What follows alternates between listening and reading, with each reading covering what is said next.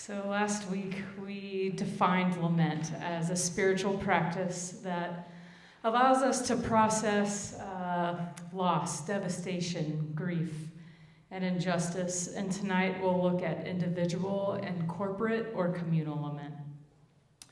One of my jobs here, I help produce and host a podcast. And in that podcast, we're also through this season going through Lament. And one of the women doing this series with us, named Lindsay, shared this in one of the episodes. The nature of the event often determines the mechanism of lament.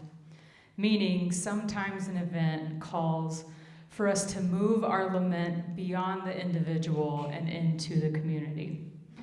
Individual lament is exactly what it sounds like. It is one person bringing their pain, their sorrow, their desperation to God. And it can be private, it might not be private, but in their distress, this is a one-on-one call and cry to God. In Psalm 3, we have the example where King David writes, "O Lord, how many are my foes? Many are rising against me. Many are saying to me, there is no help for you in God." We can each probably think back to a moment of personal, solitary lament.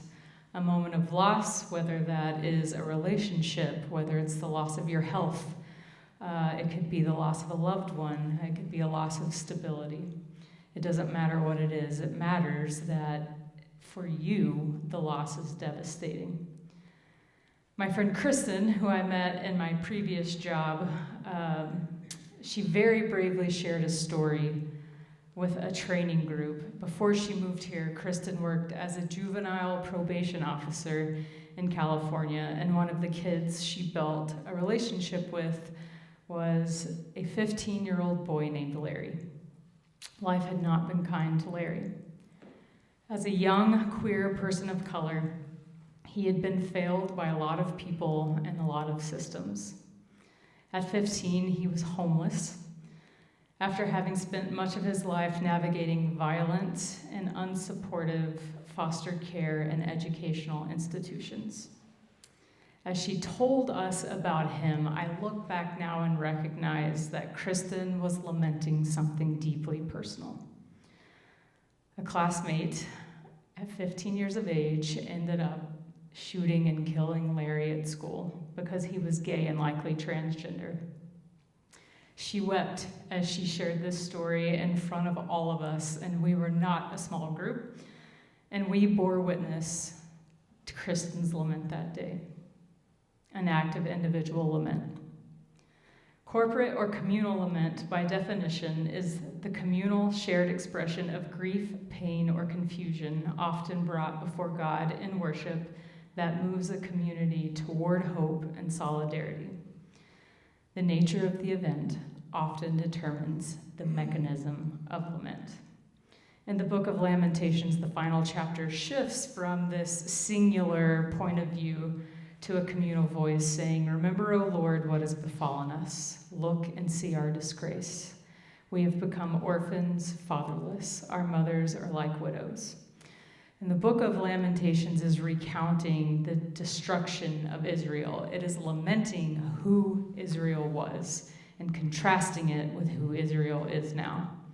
Israel was a place of power, a place that housed the temple that the very presence of God dwelt in, a place where pilgrims sojourned for holy days and feasts, and now it's desolate.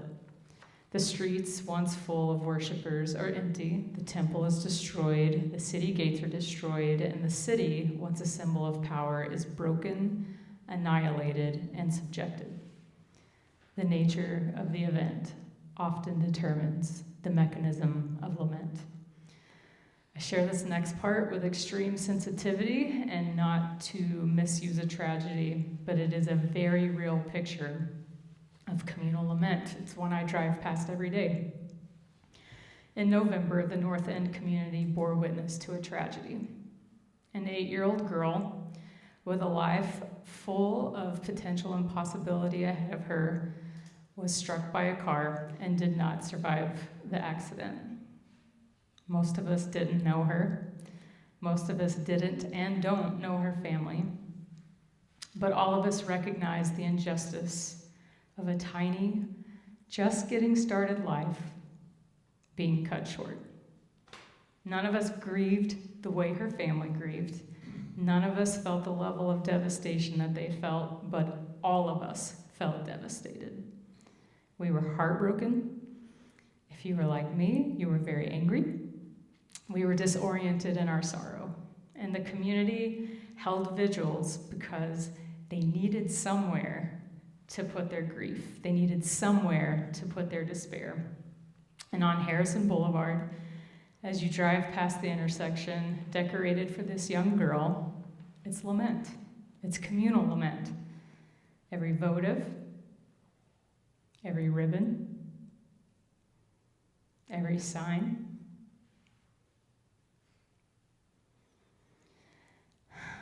They all depict a community in lament. Sometimes lament is too big for one person, and it takes lamenting hand in hand with others to see a way out of the despair into hope. And when we lament together, we understand we aren't alone. We understand that in our communal grief, we find hope in one another. And I end with a poem by English writer and Anglican cleric John Donne called "No Man is an Island." I do update the language to be more inclusive, but I think it depicts the spirit of community and connectedness that is most acute when we experience the loss of another human being. Understanding that we are all diminished by every death. He says, "No human is an island entire of itself. Every human is a piece of the continent, a part of the main. Any human's death diminishes me because I'm involved in humankind. Therefore, never sin to know for whom the bell tolls. It tolls for thee."